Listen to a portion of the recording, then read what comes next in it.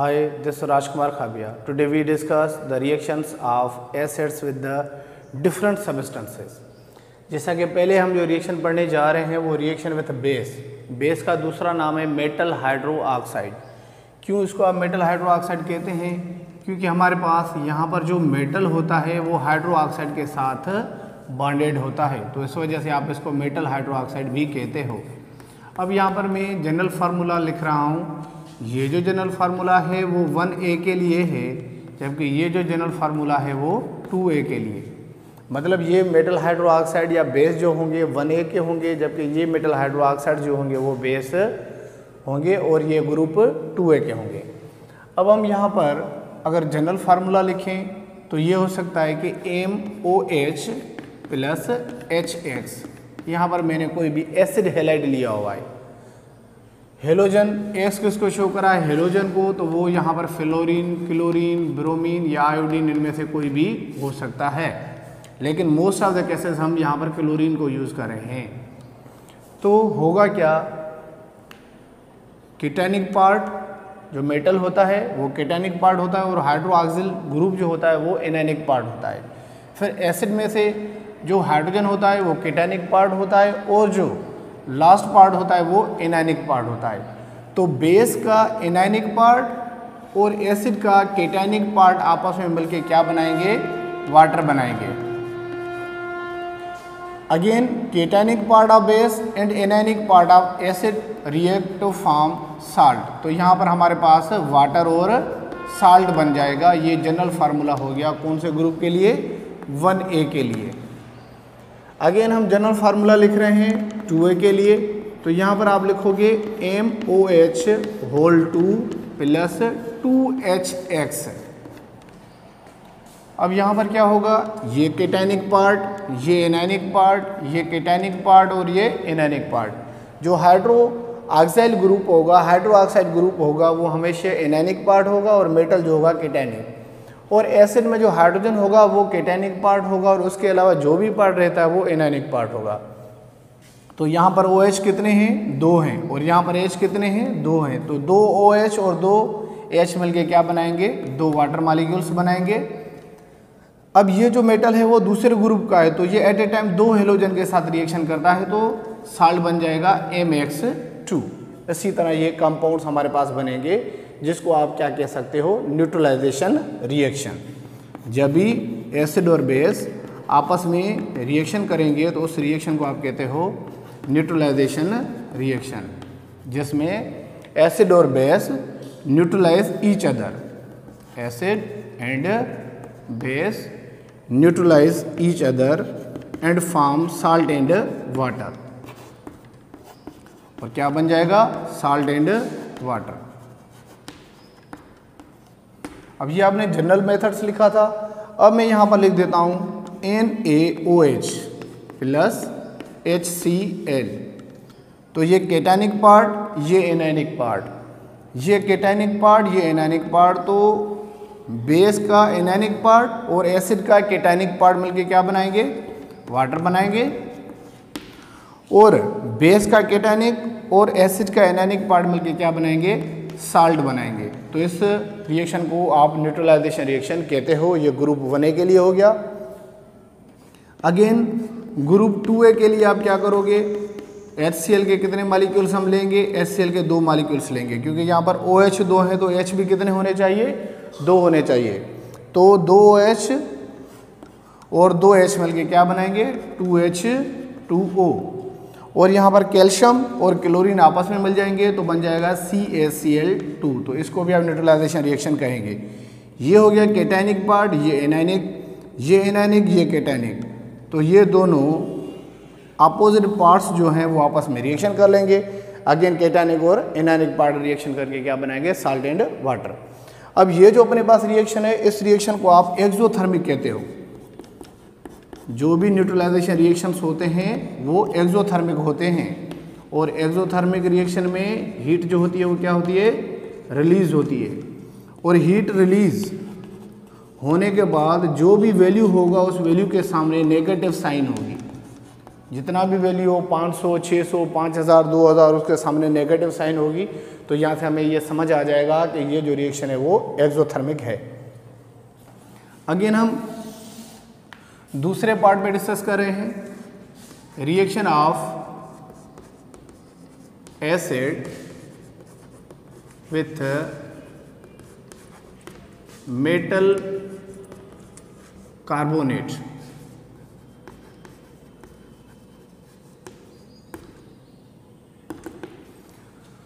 अब metal carbonate का मतलब मेटल के साथ कार्बोनेट ग्रुप हो, तो यहाँ पर हम 1A का एग्जाम्पल ले लेते हैं, M2CO3, और ग्रुप 2A के लिए आप लिखेंगे M2MCO3। यहाँ पर होता क्या है कि एक ऑक्सीजन, यहाँ पर ऑक्सीजन के कितने एटम से 3, कार्बन के कितने एटम से 1, तो 3 मल्टीप्लाइड बाय -2, क्योंकि एक ऑक्सीजन 2 इलेक्ट्रॉन लेता है तो -6 हो गया, एक कार्बन 4 इलेक्ट्रॉन देता है तो +4 हो गया, तो -2। इसमें से हमें ये पता चल गया कि कार्बोनेट पर जो साइन होती है वो -2 होती है, या ऐसा कह सकते हैं आप इसको 2 इलेक्ट्रॉन्स रिक्वायर्ड होते हैं, और ग्रुप 1A का हर एलिमेंट एक ही इलेक्ट्रॉन देता है, तो इसको 2 इलेक्ट्रॉन चाहिए, तो यहाँ पर हमने 2 एलिमेंट्स ग्रुप 1A के ले लिए। और यहाँ पर क्या है कि ग्रुप 2A का हर एक एलिमेंट 2 इलेक्ट्रॉन देता है, तो यहाँ पर हमें मेटल्स बढ़ाने की ज़रूरत नहीं पड़ी। अब हम बात करते हैं इनके रिएक्शन की। तो रिएक्शन जब आप करवाएंगे, जहाँ पर भी कार्बोनेट कंपाउंड हो, समझ जाओ कि वहाँ पर कार्बन डाइऑक्साइड लाजमी बनेगा। तो यहाँ पर आपने लिख दिया Na2CO3 + HCl।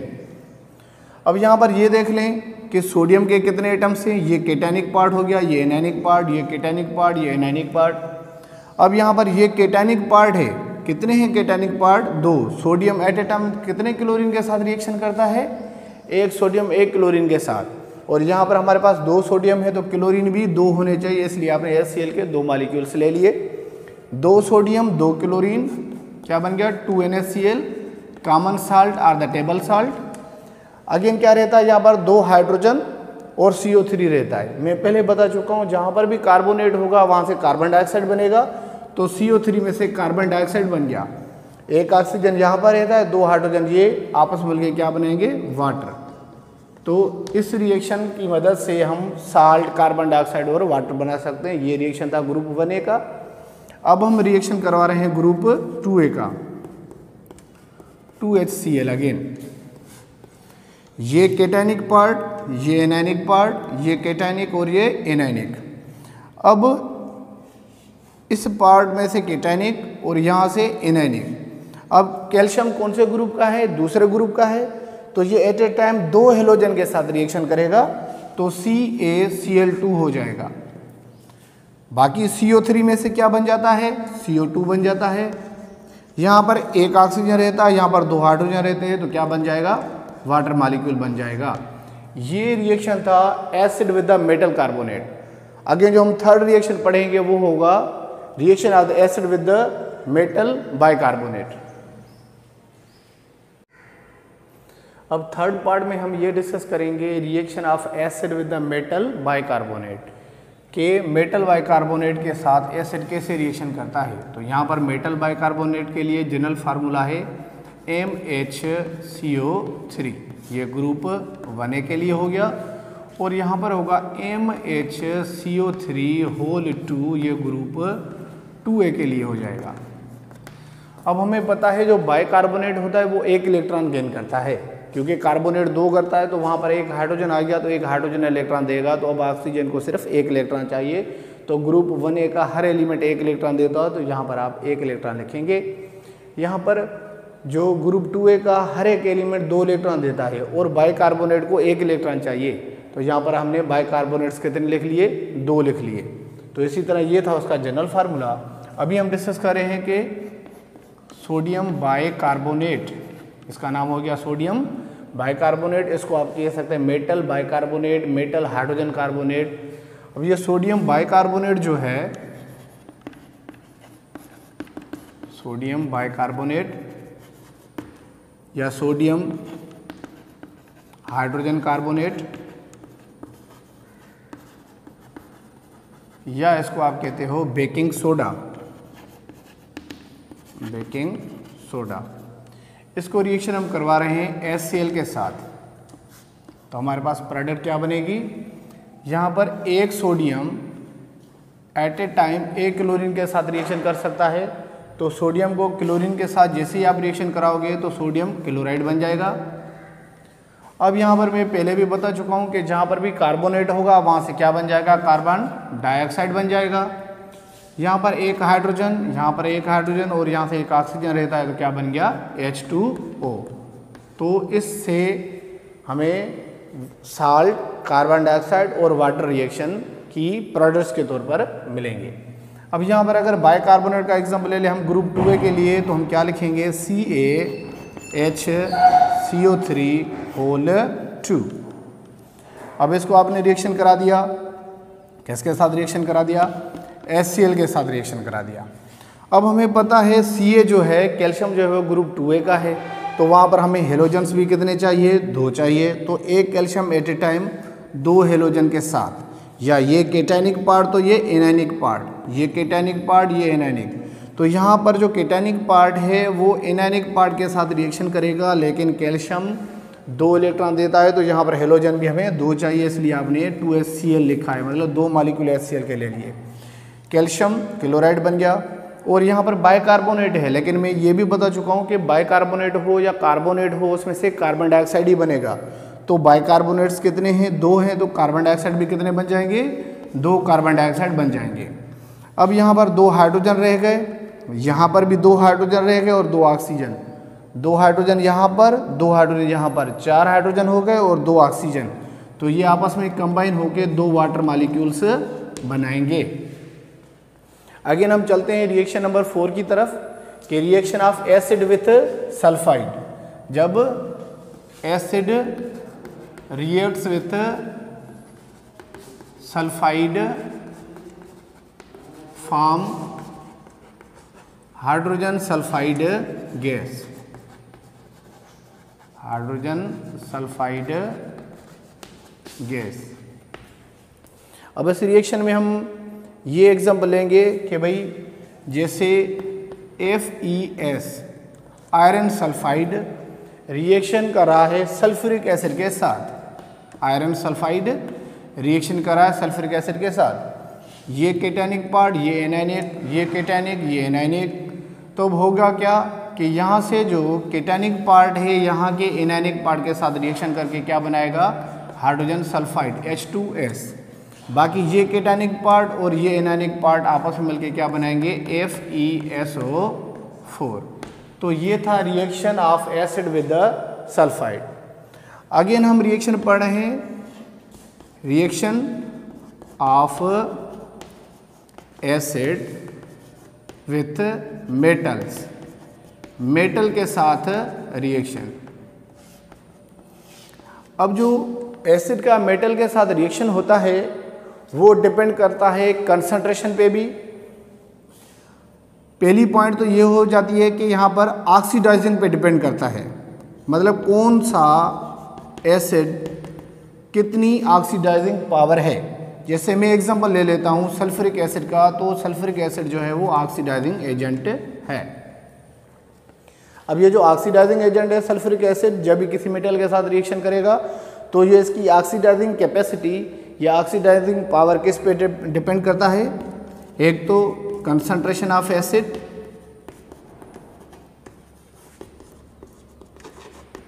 दूसरा नेचर ऑफ मेटल, और थर्ड है टेम्परेचर।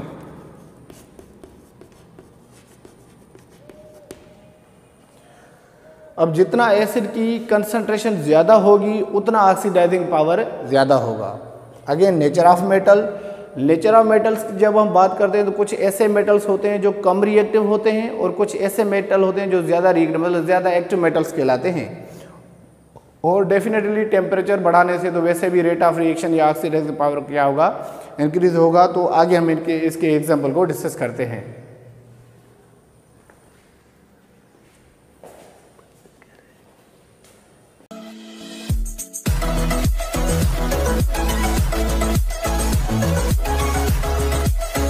है।